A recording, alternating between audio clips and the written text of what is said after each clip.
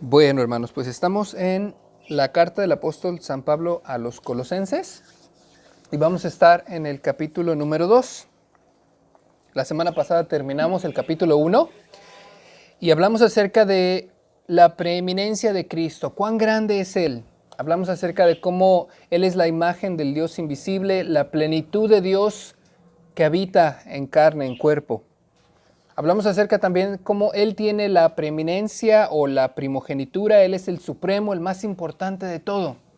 Él es el que viene antes, Él es el que está durante y Él es el que va a estar hasta el final, ¿verdad? Porque Cristo es el por qué y el para qué. Y no sé si recuerdan, pero compartimos acerca de cómo la filosofía griega hablaba acerca de una causa inicial, es decir, un plan de las cosas. Una causa instrumental, que es decir, el poder por el cual se hacían las cosas, y una causa final, que es en verdad el propósito de las cosas. Bueno, Cristo es todo ello.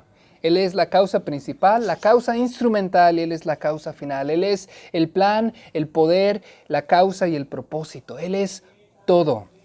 Y Pablo enseñaba que Cristo Jesús fue quien creó todo fue hecho por medio de Él, y todo fue hecho para Él. Él es en sí el alfa y el omega. Él es la reconciliación, la paz mediante la sangre de su cruz. Él es la adopción. En Él estamos incluidos a la familia de Dios a pesar de ser gentiles. Entonces ahora vamos a retomar otra vez el pasaje. Pablo acaba de terminar diciendo que él trabaja luchando según la potencia, la cual actúa poderosamente en él. ¿Para qué? Para predicar el evangelio. Entonces sí entramos a la lectura del capítulo 2, Colosenses capítulo 2. Vamos a leer del versículo 1 al versículo 15 nada más. Porque quiero que sepáis cuán gran lucha sostengo por vosotros y por los que están en la Odisea y por todos los que nunca han visto mi rostro, para que sean consolados sus corazones, unidos en amor, hasta alcanzar todas las riquezas de pleno entendimiento, a fin de conocer el misterio de Dios el Padre y de Cristo, en quien están escondidos todos los tesoros de la sabiduría y del conocimiento. Y esto lo digo para que nadie os engañe con palabras persuasivas, porque aunque estoy ausente en cuerpo, no obstante en espíritu estoy con vosotros, gozándome y mirando vuestro buen orden y firmeza de vuestra fe en Cristo. Por tanto, de la manera que habéis recibido al Señor Jesucristo, andad en Él, arraigados y sobreedificados en Él, y confirmados en la fe, así como habéis sido enseñados, abundando en acciones de gracias. Mirad que nadie os engañe por medio de filosofías y huecas sutilezas, según las tradiciones de los hombres, conforme a los rudimentos del mundo y no según Cristo. Porque en Él habita corporalmente toda la plenitud de la deidad, y vosotros estáis completos en Él, que es la cabeza de todo principado y potestad. En Él también fuisteis circuncidados con circuncisión no hecha a mano, al echar de vosotros el cuerpo pecaminoso carnal, en la circuncisión de Cristo, sepultados con Él en bautismo, en el cual fuiste también resucitados con Él, mediante la fe en el poder de Dios que le levantó de los muertos. Y a vosotros, estando muertos en pecado y en la incircuncisión de vuestra carne, os dio vida juntamente con Él, perdonándoos todos los pecados, anulando el acta de los decretos que había contra nosotros, que nos era contraria, quitándola de en medio y clavándola en la cruz. Y despojando a los principados y a las potestades, los exhibió públicamente, triunfando sobre ellos en la cruz. Padre, te pedimos pues que nos hables a través de esta palabra, que nos enseñes, que nos guíes, que nos muestres de una manera más clara a Cristo, que nos hables personalmente a cada uno de nosotros según nuestra necesidad. En el nombre de Jesús te lo pedimos, Señor. Amén. Amén. Pablo dice aquí que tenía una preocupación. La Biblia dice que por nada estemos afanosos, y aún eso incluye también la obra de Dios. No debemos de tener afán en nuestra vida. Nuestras vidas deben ser caracterizadas por no tener afán. Sin embargo, sí tenemos preocupaciones en la vida, ¿verdad? Cosas que a lo mejor nos hacen sentir un poquito inestables o a lo mejor tenemos dudas, preocupaciones. Bueno, la Escritura dice que debemos de llevar esas necesidades a Dios y dejarlas en Él. Pero Pablo dice que él tenía, dice, una gran lucha. Vuelve a retomar esa imagen que les había dicho en el versículo anterior, donde dice que él trabaja con mucho esfuerzo, con mucha fatiga, luchando, con mucha potencia, mucha energía. Y dice que él tiene una gran lucha por todos los colosenses. Y también dice por aquellos hermanos que están en la Odisea. ¿Por qué? Dice, para que sean, el verso 2, para que sean consolados sus corazones, unidos en amor, hasta alcanzar todas las riquezas del pleno entendimiento, a fin de conocer el misterio de Dios el Padre y de Cristo. O sea que Pablo tenía un deseo, y ese deseo era un deseo intenso en su corazón. Él quería que todos estos creyentes cristianos en diferentes lugares, los que lo conocían y los que no lo conocían, tuvieran en sí mismos un entendimiento amplio, una profundidad, unas raíces fuertes, firmes, estables del conocimiento de Dios. Él quería que ellos vivieran vidas en las que fueran caracterizadas por consuelo, que supieran lo que significa ser abrazado por Dios, ser consolado por el Espíritu Santo, que Dios está ahí con ellos y que los guía y que los anima y que les da fuerza y vigor cuando lo necesitan. También que estuvieran unidos en amor. Qué importante es, ¿verdad?, la unidad en una familia, en una pareja, con papá y mamá, en la sociedad, ¿verdad? ¿Qué más se puede decir de la iglesia? Hay mucha necesidad de que haya una unidad en amor. Y dice aquí, al fin de que ustedes puedan alcanzar todas las riquezas del pleno entendimiento de Dios. La Biblia, hermanos, habla acerca de riquezas. Y si quieren darle vuelta a la hoja, se van a dar cuenta en el capítulo 1, verso 9, dice, para que seáis llenos del conocimiento. Esa idea de la riqueza es la misma idea de ser llenos, tener una llenura, tener plenitud, abundancia. Otra vez dice en el verso 19, capítulo 1, verso 19, dice que en Cristo, dice, en Él habitó toda la plenitud. Entonces esa idea de la riqueza de la cual la Biblia nos habla, esa manera de abundancia. Cuando una persona es rica en su carácter, en su persona, es una persona que da, ¿verdad? Que da de sí. Que es una persona amable, gentil, amorosa, tranquila, respetuosa. Es una persona que cuando tú estás presente, cuando esa persona está ahí, tú sientes de parte de él, de parte de ella, una tranquilidad, una paz, un amor, un consuelo, ¿verdad? Porque la persona es rica en su personalidad, ¿verdad? Hay personas que son muy amables, son abundantes, pues. También una persona que es rica espiritualmente, ¿qué va a hacer? Pues va a dar, ¿verdad? De lo que Dios le ha dado. Es como una fuente de agua, que cuando tenemos sed nos acercamos y recibimos y bebemos de esa persona el conocimiento que Dios le ha dado, ¿verdad? Cuando una persona es rica en cuanto a las cuestiones materiales, ¿qué pasa? Pues tiene, ¿verdad? Tiene abundancia, tiene bastante cosas. Que a lo mejor suficiente comida en el refrigerador, que a lo mejor 2, 3 coches, que a lo mejor mucha ropa, que a lo mejor muchos zapatos. La persona abunda en bienes materiales, ¿verdad? Y qué importante es que una persona que tiene bienes materiales pueda dar y compartir a aquellos que no tienen o que tienen poco. Entonces Pablo aquí le estaba diciendo a los cristianos de Colosas qué importante era que ellos, dice, pudieran alcanzar todas las riquezas. Y luego fíjense cómo dice en el verso 3, dice, en quien están escondidos, ¿en quién? En Cristo. En Él están escondidos, ¿qué? Todos los tesoros. Tesoros. Eso es lo que la gente busca hoy en día, ¿no es cierto? Riqueza, abundancia, tesoro. La gente quiere tener más y más y más y nunca hay saciedad, ¿verdad? Para ese deseo. Uno tiene y uno quiere más. Y ya tiene más y uno quiere todavía más. Un poquito más. Pero dice la Escritura que nuestra riqueza, nuestros tesoros, están en un lugar, en Cristo. En Él está la sabiduría, en Él está el conocimiento, en Él está la espiritualidad, en Él está la llenura, en Él está la abundancia, de Él fluyen pues. Y luego Pablo empieza aquí a hablar acerca de la necesidad que tienen estos colosenses de no dejar que nadie los engañe, en verso 4. Dice, no dejen que nadie los engañe con palabras persuasivas. Ya les había yo comentado a ustedes cómo en el primer siglo habían muchos filósofos, muchos predicadores, muchas personas quienes iban de un lado a otro, judaizantes y otros, quienes iban compartiendo doctrinas. Depende de su tipo de enseñanza que iban dando cada uno, ¿verdad? Pero muchos tenían una capacidad y una labia que, no, hombre, los envolvían. Tenían una manera de expresarse que a lo mejor le tocaban el corazón a la gente, le tocaban la razón, y la gente decía, yo quiero seguir a esta persona. Y obviamente pues les prometían algo, ¿verdad? Les prometían, qué sé yo, paz, les prometían a lo mejor mucha sabiduría, algo oculto del conocimiento que nadie más sabe, que yo lo tengo, que te lo voy a dar y que tú lo quieres para que tu vida te vaya bien. ¿Qué es eso?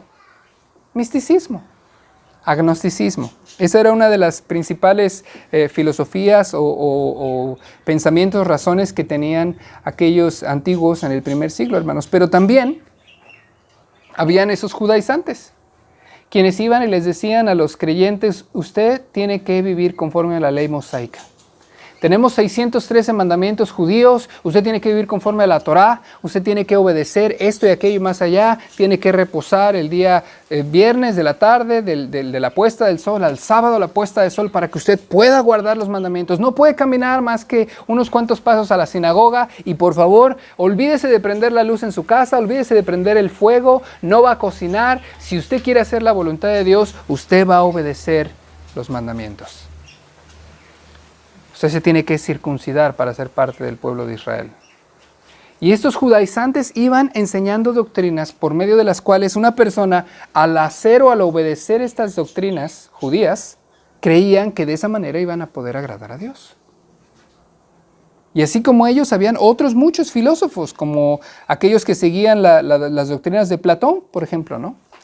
Que le hablaban a la gente acerca de la dualidad, ¿no? Que Dios estaba separado del mundo, que Dios a lo mejor estaba ahí, pero que nunca se había en sí involucrado con nosotros, que Él había creado, pero nos había abandonado, y está Dios y nosotros, la creación, y lo único que podemos aspirar en esta vida es a obtener conocimiento, a crecer en nuestro entendimiento de la naturaleza, de nuestro ser, incrementar nuestra capacidad intelectual, etcétera, etcétera. Había mucha doctrina, hermanos, en este primer siglo. Le enseñaban a la gente acerca de la importancia de la visualización. Usted tiene que ver, tiene que tener esa ilusión, ese concepto en su mente, que esté claro, que esté definido. Usted tiene que tener iluminación. Tiene que tener a los espíritus de la sabiduría y de la abundancia, y usted tiene que tener esa iluminación. Tiene que ser un iluminado por parte de Dios o de los dioses, porque eran obviamente, adoraban muchos dioses. O bien, usted tiene que tener una iniciación para poder encaminarse en este incremento, ¿verdad?, de la sabiduría. No le enseñaban a la gente, hermanos, acerca del pecado, acerca de la separación del hombre para con Dios. No les enseñaban de la necesidad del arrepentimiento. No les enseñaban que Cristo Jesús es la única manera de poder accesar al Padre. No. Todo era tu percepción propia, tu introspectiva, tu propia naturaleza. Tú puedes encontrar a Dios dentro de ti. Lo único que tienes que hacer es limpiar tu mente, limpiar tu corazón, quítate esas malas vibras y encuentra a Dios dentro de tu ser. Eso era lo que le enseñaban a la gente. Y a ver, díganme, ustedes cada vez que buscan en el internet o en YouTube, no hay hoy en día cientos de personas que hablan acerca de meditación, las chakras, el yoga, el mindfulness, la ley de la atracción. Bueno, tanta cosa que hay ahí, ¿verdad? Que la gente dice, pues es que esto ha de ser. No, sí, es que todos tenemos una partícula de Dios dentro de nosotros, entonces, pues sí, Dios está dentro de mí. O sea que no es necesario ir a Cristo, no es necesario obedecer sus mandamientos, no es necesario vivir una vida en santidad, simple y sencillamente tengo que encontrar a Dios dentro de mí. En otras palabras, yo soy Dios y yo me vuelvo mi propio Salvador. Eso era lo que enseñaban estas doctrinas. Imagínense ustedes en las diferentes ramas también del judaísmo, pues estaban los fariseos, estaban los saduceos, estaban los celotes, estaban los esenios, y cada una de estas diferentes ramas enseñaban cosas diferentes, tenían diferentes maneras de apreciación de la vida, en cuestiones políticas, en cuestiones religiosas, en su diario vivir, hacían cosas muy diferentes. Por ejemplo, tenían diferentes opiniones con respecto a la reencarnación. Algunos creían que una persona podía ser vuelta a la vida, otros decían que no. Unos decían que los ángeles y los demonios no existían, otros decían que sí. Otros decían que no, debíamos de derrocar al imperio romano para poder establecer un imperio teócrata de Dios, para que solamente seamos regidos por la voluntad de Dios, y sacaban espadas y peleaban y mataban a gente con el propósito de establecer el reino de Dios en la tierra. Otros se apartaban completamente, se volvían ascetistas, se volvían personas de mucho ayuno, mucha oración, pero no querían nada que ver con nadie, nada que tocar, que el mundo está contaminado y que todo tenemos que vivir de tal manera que somos purificados, santos, perfectos. Imagínense, hermano, todas esas cosas así en la sociedad en el primer siglo. ¿A quién le creemos, pues? Decía un predicador hace muchos años que yo escuchaba, decía, era como entrar a lo mejor en un mercado, y hoy en día así es. Si tú entras a un mercado en la Ciudad de México, conforme vas pasando, te va gritando la gente, pásale por aquí, mire, venga, tengo esto, tengo aquello. No, aquí, mire, véngase, aquí nosotros tenemos esta comida que está más sabrosa que no sé qué. Y el otro vas pasando y no, a ver, tengo unos zapatitos nuevos, a ver, ¿qué color le gustan? Y así, ¿verdad? Hoy en día, uno va caminando por la calle y uno encuentra un mercado de filosofías, de religiones, de maneras de pensar, de inclusive colores y sabores del llamado cristianismo de hoy en día. Y eso sin contar la religión tradicional. Y eso sin contar todas las sectas y las herejías y los grupos que hay allá afuera que dicen que creen en Dios.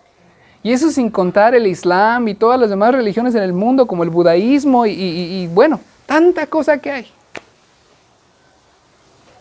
¿A quién le vamos a creer? ¿Por qué camino nos vamos a ir? ¿Quién de ellos tiene la verdad? Por eso Pablo le decía a estos cristianos, cuídense, que nadie los engañe con palabras persuasivas. Sí es muy elocuente el predicador, sí es muy bueno para hablar, tiene una labia que te envuelve. No te dejes ser engañado. Dice, porque aunque estoy ausente en el cuerpo, no obstante en espíritu estoy con ustedes, gozándome y mirando en vuestro buen orden y firmeza en cuanto a la fe en Cristo. Él quería que ellos tuvieran una firmeza en cuanto a ¿qué? Su fe. ¿Pero su fe en qué? O mejor dicho, ¿en quién? En Cristo. Su fe en Cristo. Verso 6, por tanto, de la manera que habéis recibido al Señor Jesucristo, andad en Él. ¿Cómo creen ustedes que habían recibido estos colosenses a Cristo?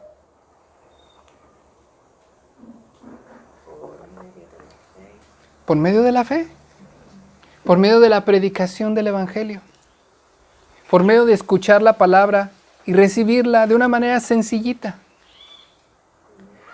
humilde.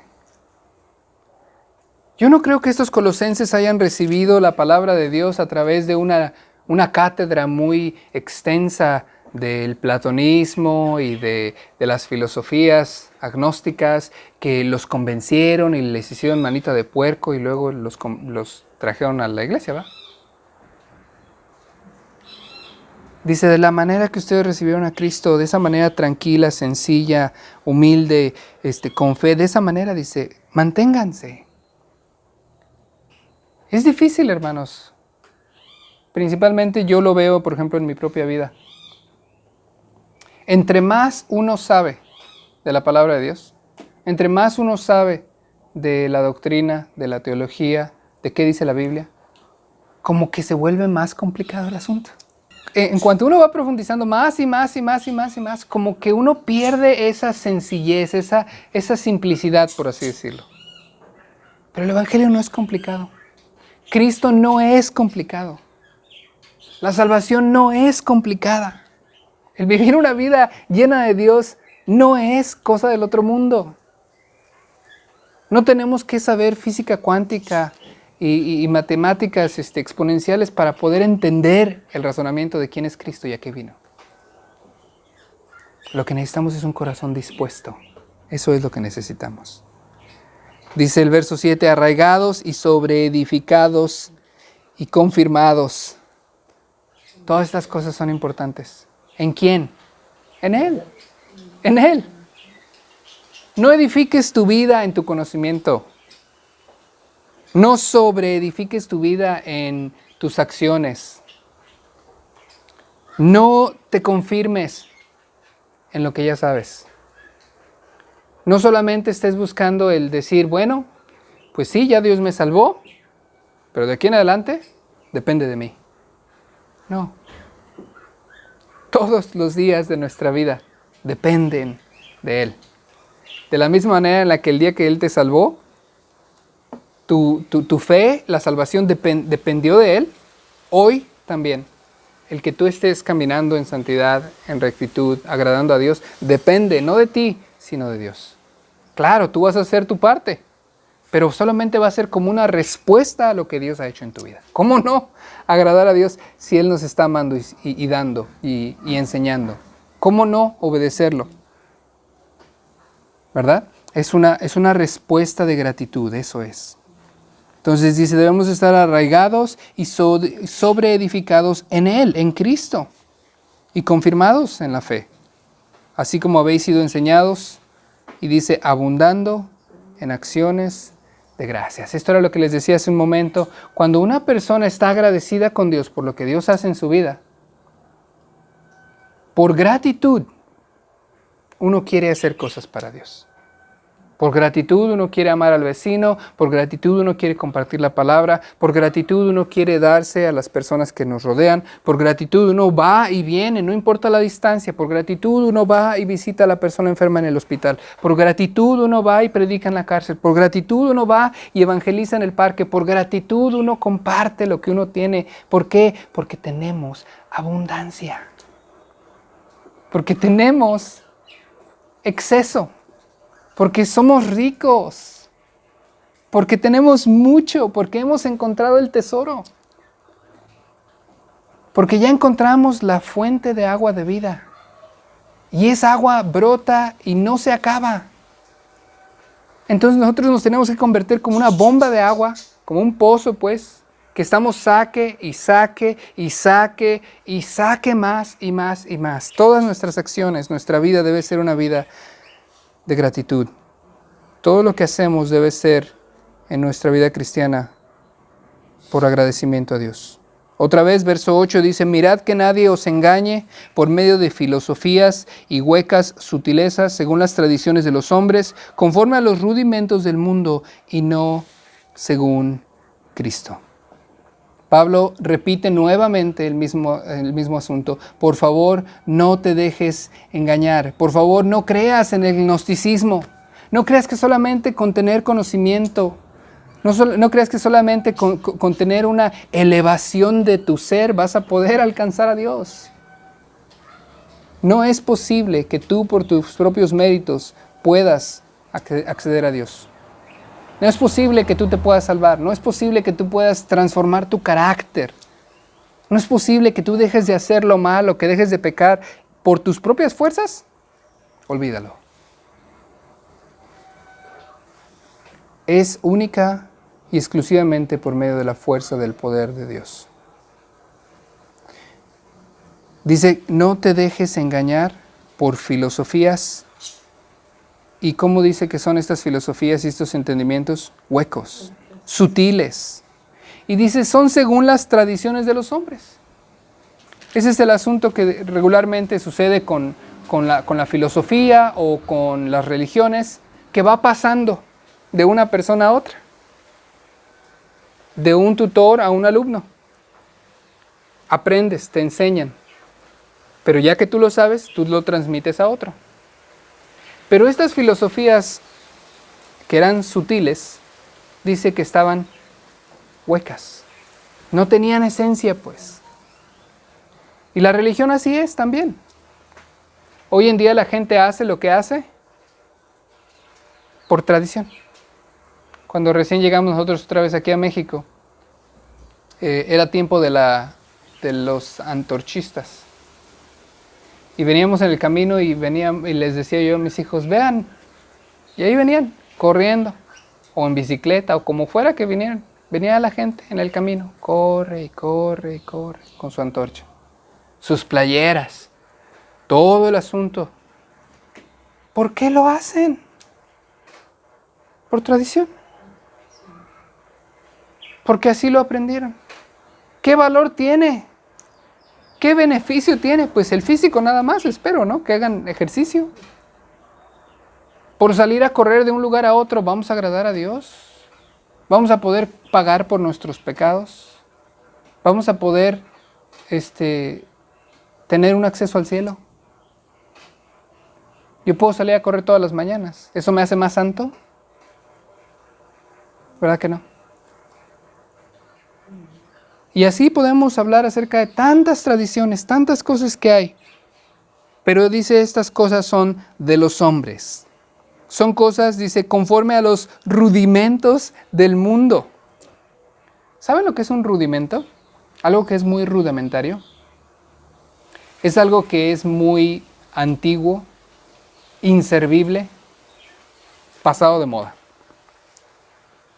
Imagínense ustedes como han escuchado de ese destornillador que le llamaban berbiquí, que tenía un mango como redondo y una punta que se le podían cambiar, obviamente las puntas, era metálico, pero tenía una base también de madera, que uno le podía dar vuelta y con eso se hacían hoyos en la madera, lo utilizaban mucho los carpinteros y también con eso pues se metían tornillos. En lugar de darle la vuelta con la mano así nada más, se le daba vuelta con el berbiquí, eran con dos manos, tenía más fuerza, más poder. Esa herramienta, muy útil, muy buena, yo la utilicé cuando era niño. Mi padre tenía una y nos encantaba porque metía los tornillos increíblemente fácil. Ya es obsoleta, ya no sirve pues. Sí se puede usar todavía, pero ya es un rudimento.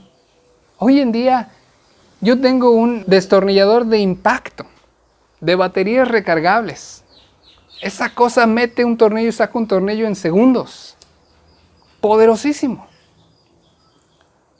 Tomó el lugar de aquel otro instrumento, de aquella otra herramienta que era un rudimento ya. Y así es, hermanos, con las personas quienes creen en estas filosofías de hombres que murieron hace cientos de años, o aquellos que solamente llevan una forma de vida por la tradición, por la religión, y que piensan que de esa manera van a poder vivir en esta vida, floreciendo, siendo llenos, teniendo gozo, teniendo paz en sus corazones. Esas cosas ya son rudimentarias, ya son viejas pues. ya se echaron a perder. Tenemos que salir de esa visión, de esa mentalidad obsoleta, antigua, inservible, y pasar al nuevo entendimiento que tenemos. ¿Cuál es ese nuevo entendimiento? ¿Qué dice la Biblia? Cristo. En Él únicamente se renovó el pacto. En Él se volvió a establecer una nueva manera de entrar en la presencia de Dios.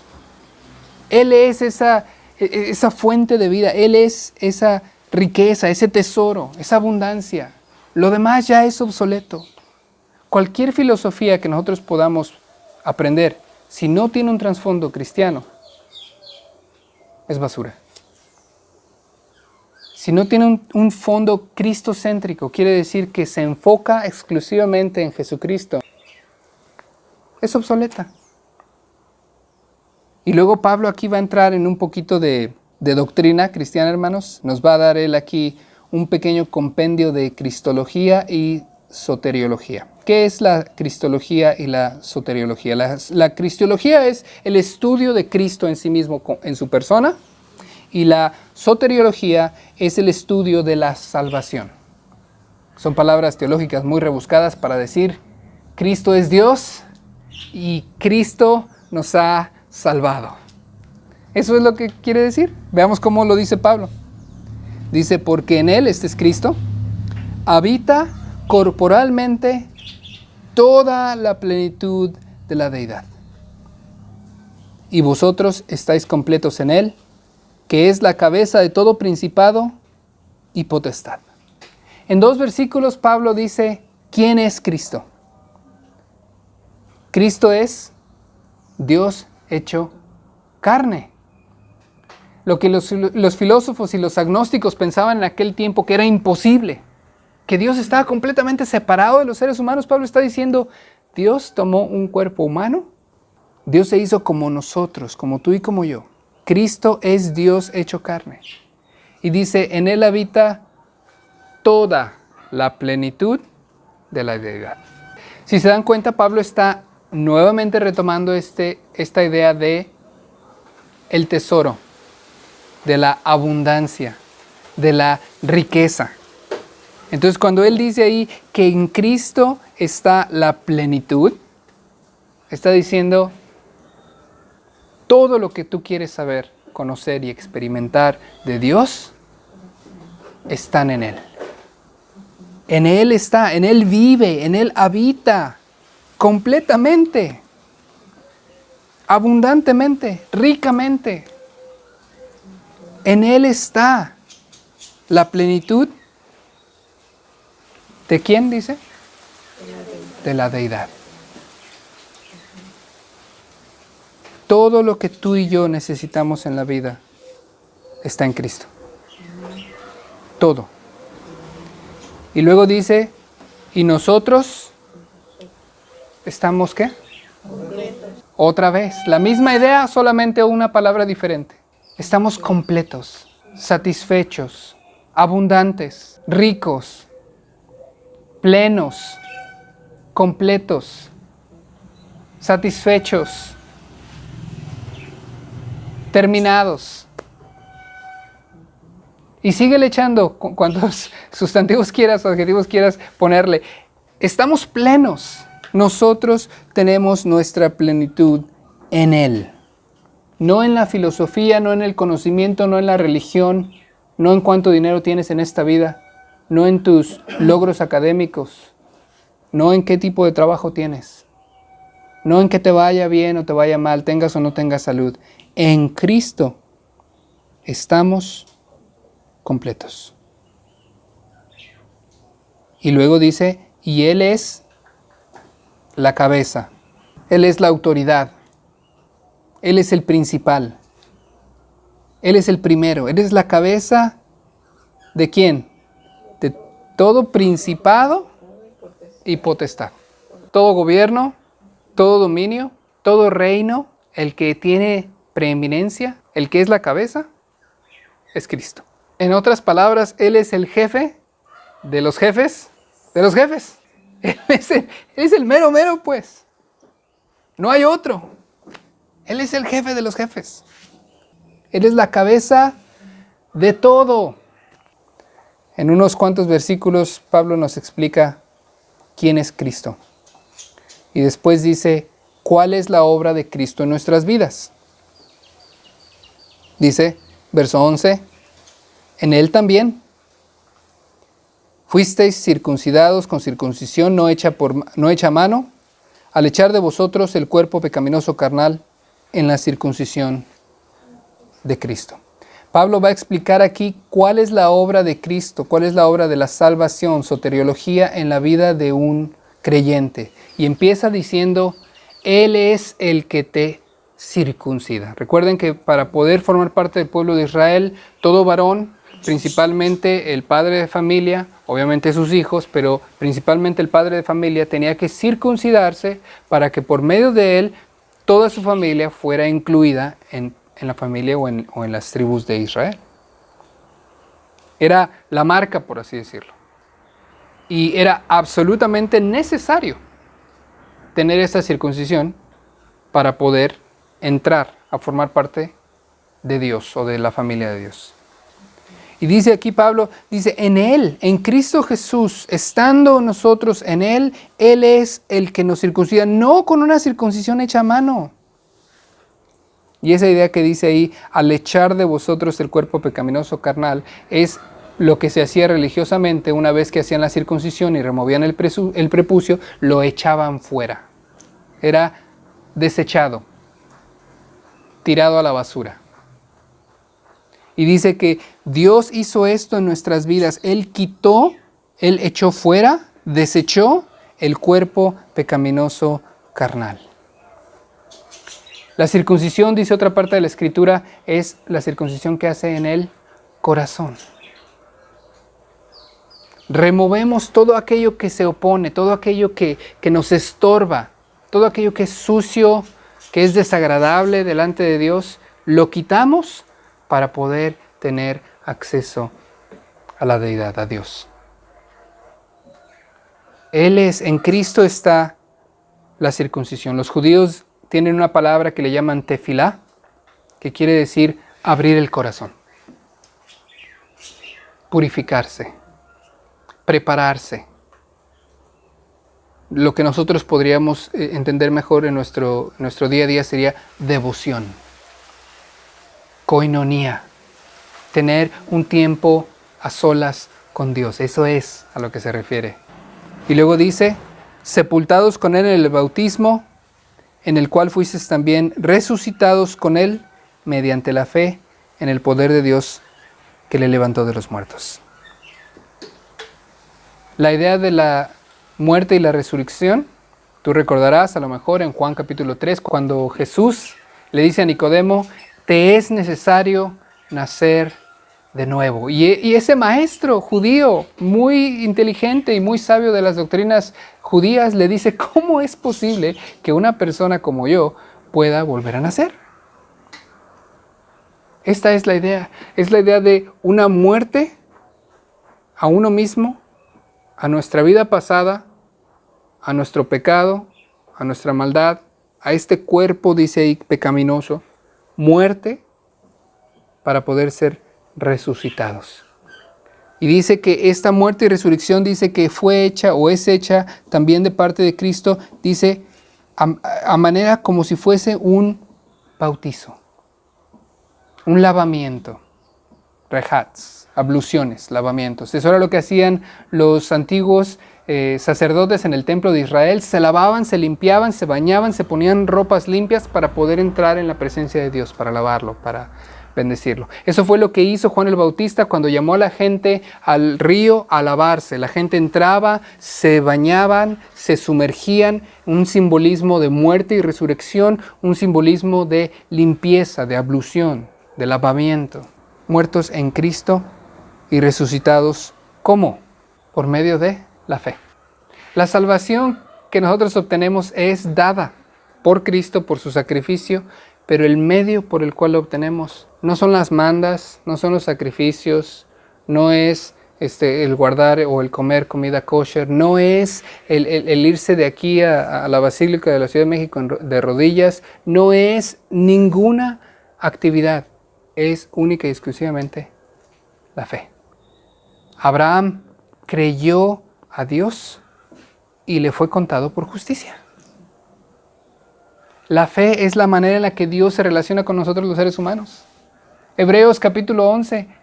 Sin fe es imposible agradar a Dios, porque es necesario que el que se acerque a Dios crea que le hay y que es galardonador de los que le temen.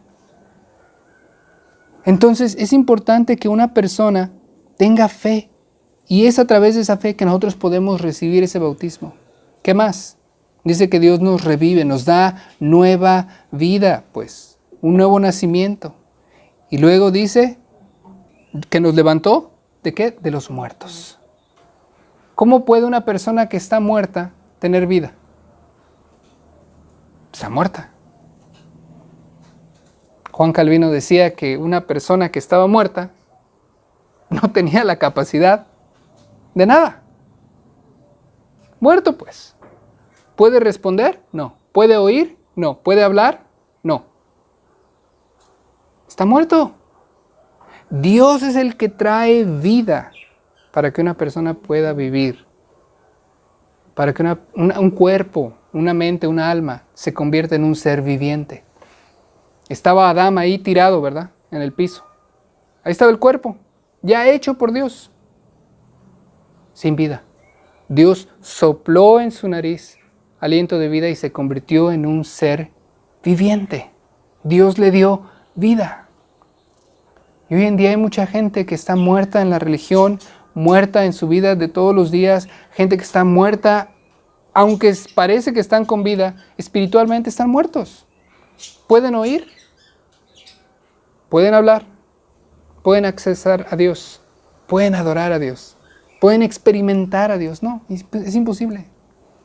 Por eso el Evangelio es ese soplo de vida que trae a ellos esperanza, que trae a ellos vida.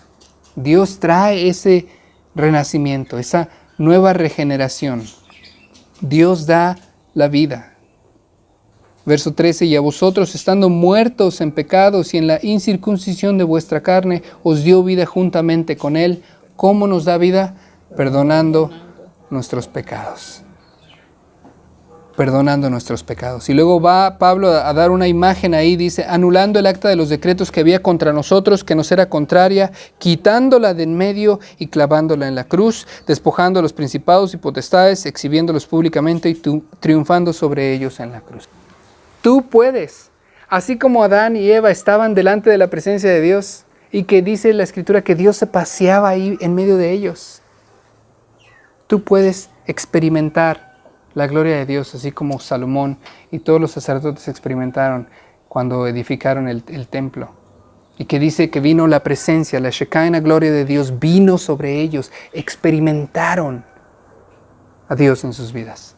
El Nuevo Testamento dice, somos llenos del Espíritu Santo de Dios. Llénate del Espíritu de Dios. Cristo quita esta acta, este decreto, imagínense como si fuera una demanda o como si fuera un pagaré, como si fuera una deuda, la quita de en medio, la clava en la cruz y nos perdona de nuestros pecados. Ahora déjenme hacerles unas preguntas y con esto termino. ¿Cómo te sientes tú hoy en tu caminata cristiana? ¿Lleno? ¿Saciado? ¿Rico? Sientes como que tienes un tesoro, pues, abundante, fresco. ¿Tienes para dar y compartir? ¿O te sientes seco, frío, alejado de Dios? ¿Cuál es la respuesta, hermanos? Ábrele tu corazón a Dios. Quita todo lo que estorbe. Deséchalo. Pide perdón a Dios si has pecado. Acércate con plena certidumbre de fe.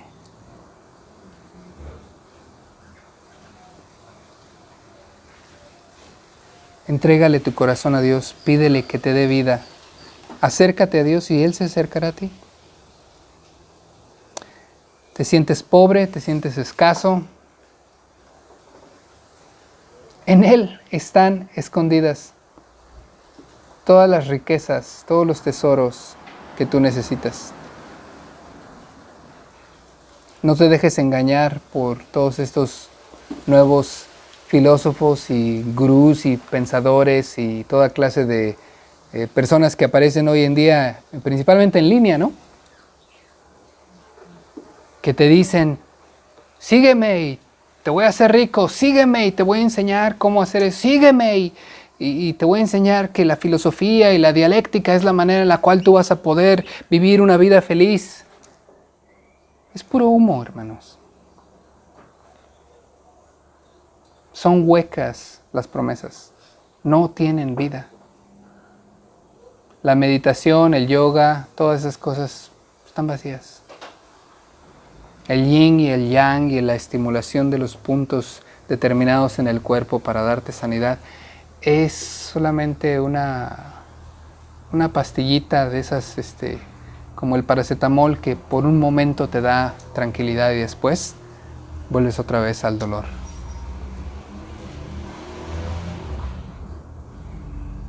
No te dejes engañar. No creas que tú puedes hacer esto sola. Si estás poniendo tu enfoque en ti mismo, en ti misma, estás enfocándote mal. Tú y yo necesitamos a Dios todos los días de nuestras vidas. Y como decíamos hace rato, es en Cristo, nada más. En ningún otro lado hay sanidad. En la mente, en el corazón. En ningún otro lado hay restauración. Nadie te puede quitar y curar esa herida que traes, más que Cristo. En Él está la llenura, la plenitud. En Él estamos satisfechos. Él es el que quita nuestra sed espiritual. Él es el que nos sacia. Él es el que limpia cada lágrima y nos fortalece, nos alienta, nos ayuda. Vamos a orar, hermanos. Cierren sus ojos.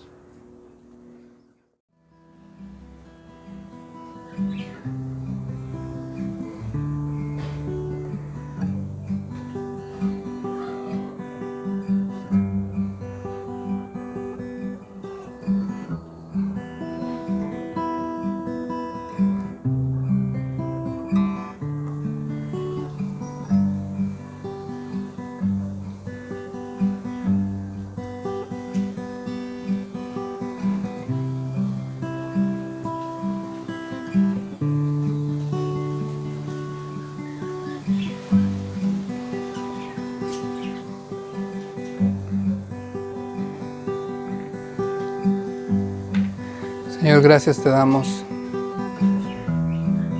por hablarnos el día de hoy.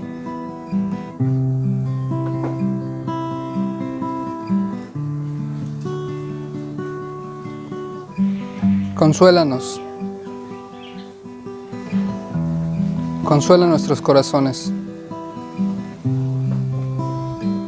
Haznos abundar en amor. Ayúdanos a alcanzar las riquezas de la plenitud del entendimiento de Cristo.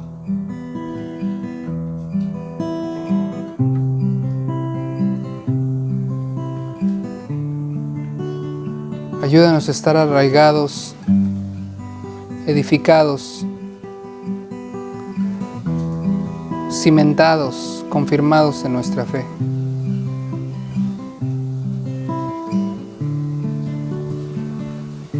Ayúdanos a ir a Cristo y a nadie más, a nada más.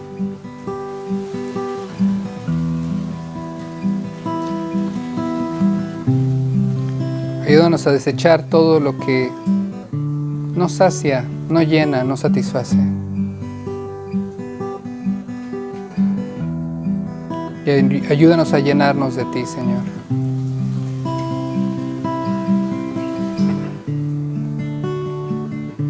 Porque solamente en ti está la vida eterna.